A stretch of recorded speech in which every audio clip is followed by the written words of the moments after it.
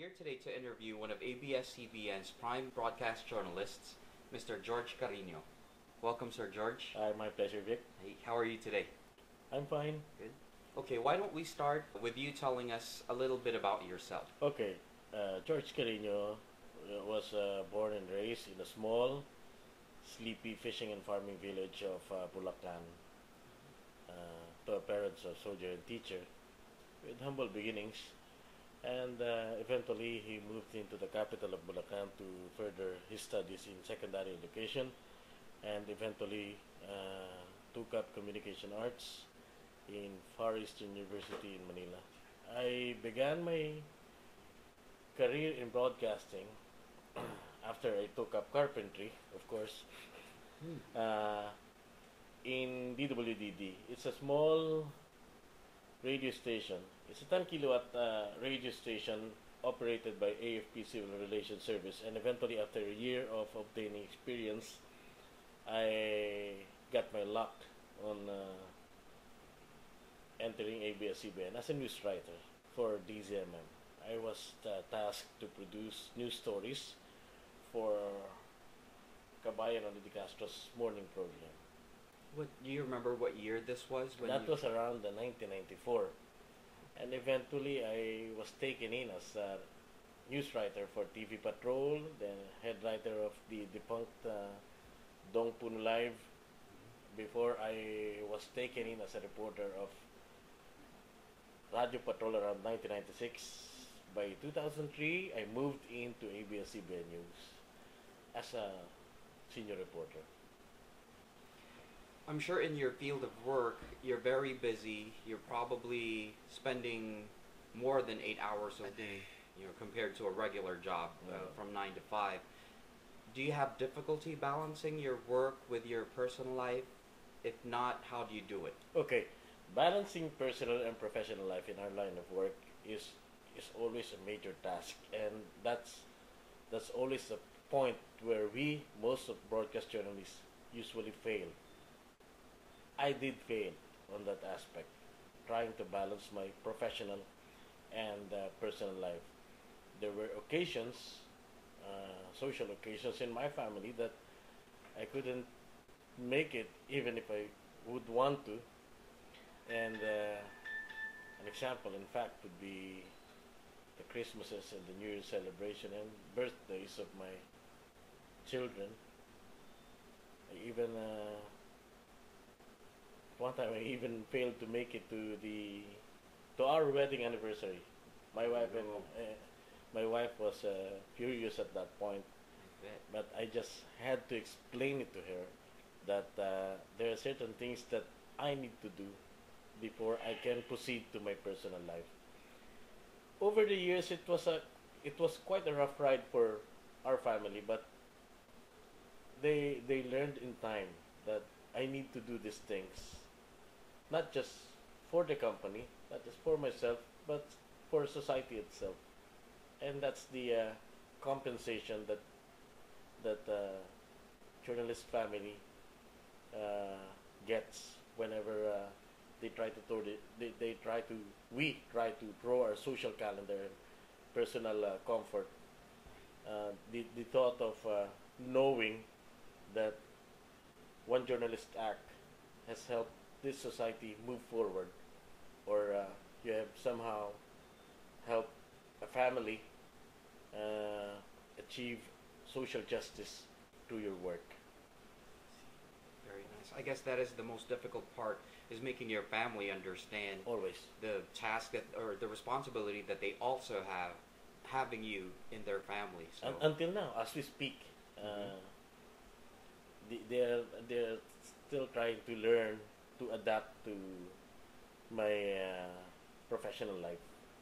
It's not that I'm just trying to squeeze them into my hectic professional life, but I'm trying to integrate everything between journalism and living a normal life. Looks like you're doing a good job. Right. When you're out in the field, is there a specific type of event that you like to cover? Say you were given 3 stories to cover but you can only do one for the day. Is there a specific one that you would target to cover, versus other stories? Okay. In in our organization, we, we are not given assignments Okay. based on events. We are divided into topics. There are reporters who are assigned to economics, I see. business, like energy, transportation, production, manufacturing, industries. And there are reporters who are assigned to political assignments, like Malacanang, Senate, Congress, Department of Defense, Philippine National Police, Department of Justice. Those are political assignments.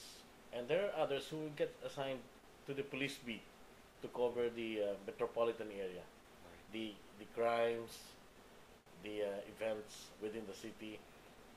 Guys like me are assigned on a general assignment beat, meaning we will be assigned on every stories that may arise, whenever, wherever our presence is needed, we will be thrown to that assignment. Okay. It's usually the disasters, name it, like armed conflict, man-made, or natural calamities that that are given to me. Mm-hmm. And over the years, I've learned to appreciate those assignments because it made me grow as a better person. I've learned to appreciate other people. I've learned that not not because these people does not wear the same set of clothes that I wear, just because they didn't go to the same school that I went through, or just because their lifestyle is so different from mine, they are inferior.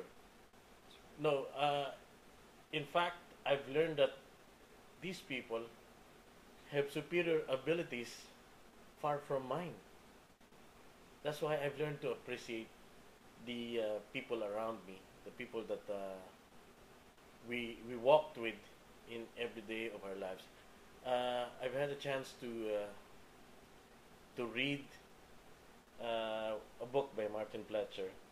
He's a former reporter of NBC, and he wrote in the dedication to all those people who allowed me to walk into their lives. Wow. That was so meaningful for a journalist to talk like that. Meaning, in the domestic situation, we Mm-hmm. general assignment people also does that. It's just that I didn't realize that I'm walking into these people's lives. I'm not just talking to them in front of the camera. I'm not just walking into their places.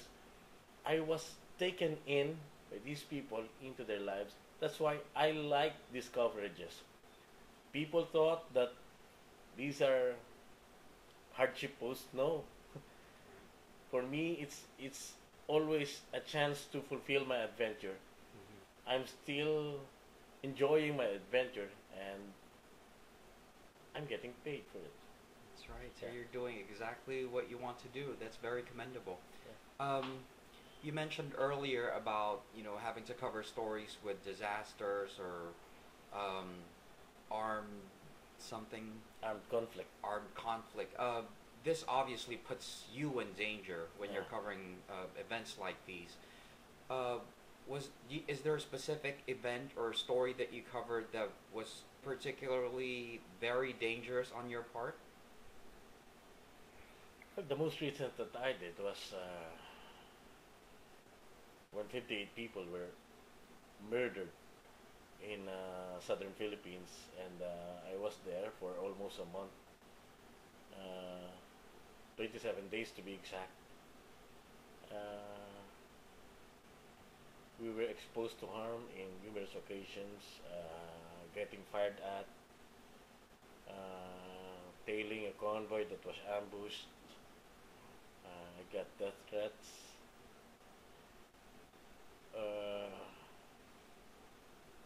For the first 3 days, we only got 3 hours of sleep. It was a very difficult situation, and to think that this situation was man-made and not a natural calamity. So it was the kind of exposure that shocked everything from the field teams to the newsroom. Almost every 3 days, I got a call from my boss. Are you all right? Are you okay? Do you want to take a day off? Just tell me so that I can fix or arrange something for you and your team. Don't be shy. Go directly to me. I will tell the people to arrange something for you. If you need anything, those are the kind of messages that she kept on sending me during my stay there, and I appreciate everything because it's not always that people in the newsroom feels concerned for the people in the field, and that kind of concern gave us the energy and encouragement to proceed with what we're expected to do. We stayed, we reported, and we prevailed. Just the way you spoke about that specific event, I could tell that not only did you have difficulty with the number of hours of sleep, the very little sleep, Yeah. but it was probably a lot of emotional and psychological stress on Yeah. your part. Precisely. Well, like you said, with the, because it's not a natural disaster. Sad things like these happen that are man-made. So I can last for 2 days without food and wow. just drinking water. I can last for 2 days with only 4 hours of sleep, but it's quite difficult to manage your stress level when you're psychologically stressed and exposed to a traumatic situation. It's not every day that people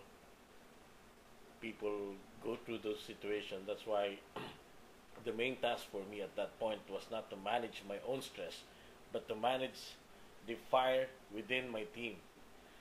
I was always trying to inspire them. I told them to keep themselves on their toes, be steadfast because anything may happen, and be on the lookout, look left and right, make sure that we have each other's back whenever we move, so that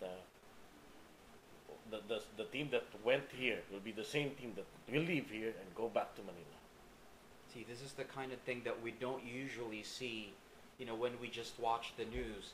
And, it's interviews like these that make us realize what is behind the actual news, the work that's put into it, and how the crew or the staff or the team puts it all together for us to see on TV. So let me just take this time to congratulate you for your work there. That was very good work.